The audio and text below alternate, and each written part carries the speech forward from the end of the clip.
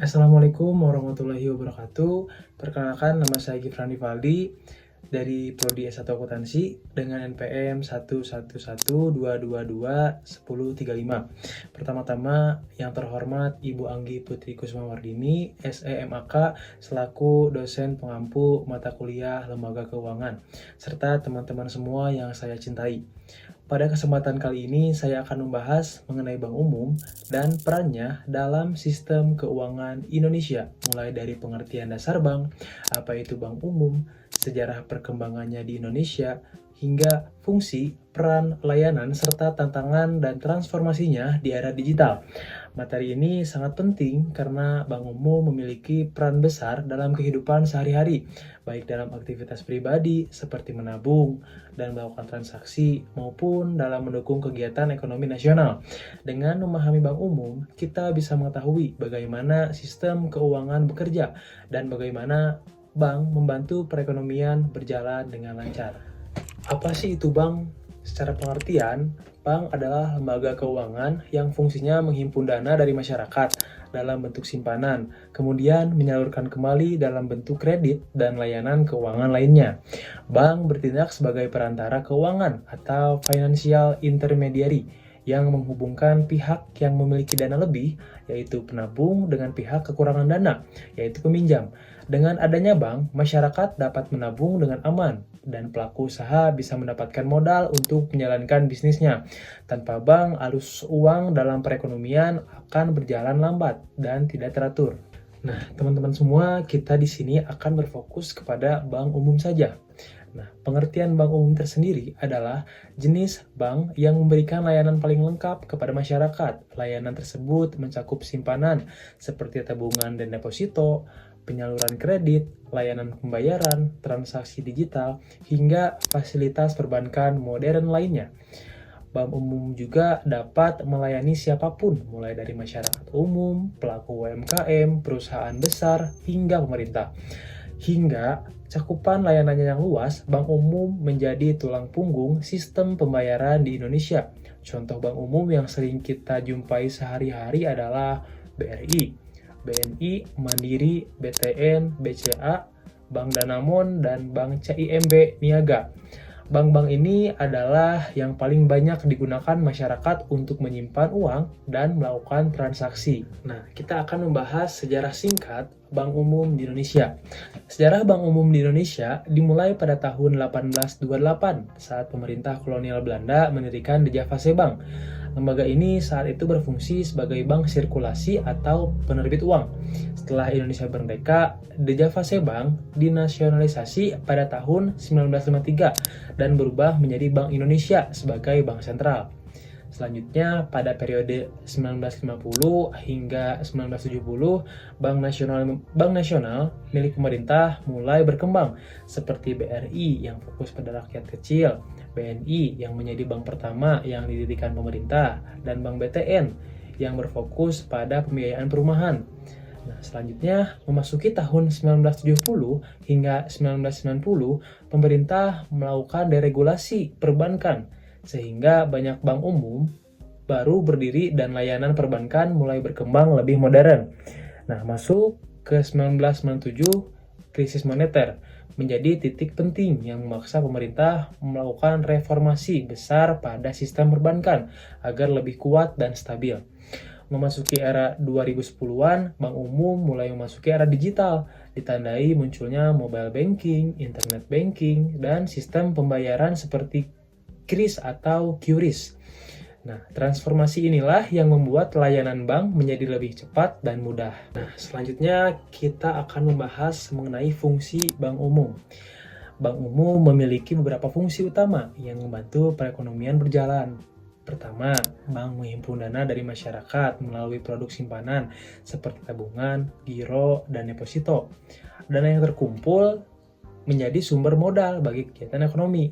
Yang kedua, bank menyalurkan dana tersebut dalam bentuk kredit kepada pihak yang membutuhkan, seperti kredit perumahan, kredit UMKM, hingga kredit investasi. Penyaluran kredit ini membantu pertumbuhan bisnis dan meningkatkan kesejahteraan masyarakat. Yang ketiga, bank menyediakan berbagai layanan pembayaran seperti transfer, ATM, pembayaran tagihan, hingga kris atau QRIS. Layanan ini membuat proses transaksi lebih cepat dan aman. Nah, selain itu, Bank Umum juga memiliki peran penting menjaga stabilitas sistem pembayaran nasional agar arus uang dapat mengalir dengan baik. Melalui berbagai fungsi ini, Bank Umum menjadi pilar penting dalam mendukung perekonomian. Oke, selanjutnya peran Bank Umum dalam perekonomian. Dalam perekonomian, Bank Umum berperan sebagai perantara yang menghubungkan penyimpan dana dan peminjam dana. Tanpa peran ini, masyarakat akan kesulitan mencari tempat yang aman untuk menabung, dan pelaku usaha akan kesulitan mendapatkan modal. Bank juga membantu memperlancar peredaran uang, menjaga stabilitas nilai tukar, dan mendukung kegiatan konsumsi serta investasi. Selain itu juga, pemerintah sering menggunakan Bank Umum sebagai mitra penyalur program seperti kredit usaha rakyat atau sering disebut BPR untuk UMKM. Jadi, Bank Umum tidak hanya melayani transaksi sehari-hari, tetapi juga berperan dalam pembangunan ekonomi nasional. Selanjutnya ada jenis layanan di Bank Umum. Bank Umum menyediakan layanan yang sangat beragam untuk memenuhi kebutuhan keuangan masyarakat tentunya. Layanan simpanan seperti tabungan, giro, dan deposito menjadi produk paling dasar yang digunakan masyarakat untuk pinjaman. Bank Umum menyediakan berbagai jenis kredit seperti kredit konsumtif, kredit kendaraan, kredit perumahan, hingga kredit modal usaha. Bank juga menyediakan layanan pembayaran seperti transfer antar bank, tarik tunai, pembayaran tagihan, pembelian pulsa, hingga transaksi kris atau QRIS tadi. Nah, saat ini Bank Umum juga mengembangkan layanan digital seperti mobile banking dan internet banking yang membuat transaksi bisa dilakukan secara praktis tanpa perlu datang ke kantor cabang. Tantangan Bank Umum saat ini. Perkembangan teknologi membawa banyak tantangan bagi Bank Umum. Salah satu tantangan terbesar adalah persaingan dengan fintech atau biasa disebut juga financial technology dan bank digital yang menawarkan layanan cepat dan biaya yang lebih rendah. Selain itu, meningkatnya transaksi digital juga membuat bank harus memperkuat keamanan cyber untuk mencegah kejahatan online. Perubahan gaya hidup masyarakat semakin mengandalkan smartphone, menuntut bank untuk terus berinovasi agar tetap relevan. Bank Umum juga dituntut memberikan layanan serba cepat, mudah, dan bisa diakses 24 jam, sehingga perlu investasi teknologi yang besar. Masuk ke perkembangan Bank Umum di era digital. Di era digital, Bank Umum melakukan transformasi besar-besaran dalam layanan dan tata cara mereka beroperasi. Transaksi yang dulu harus dilakukan melalui teller, kini bisa dilakukan melalui mobile banking dan internet banking. Pembayaran digital menggunakan kris semakin populer karena lebih cepat dan praktis. Selain itu, mulai muncul bank digital murni seperti Genius, Blue, dan Jago yang memberikan pengalaman perbankan serba online tanpa adanya kantor fisik.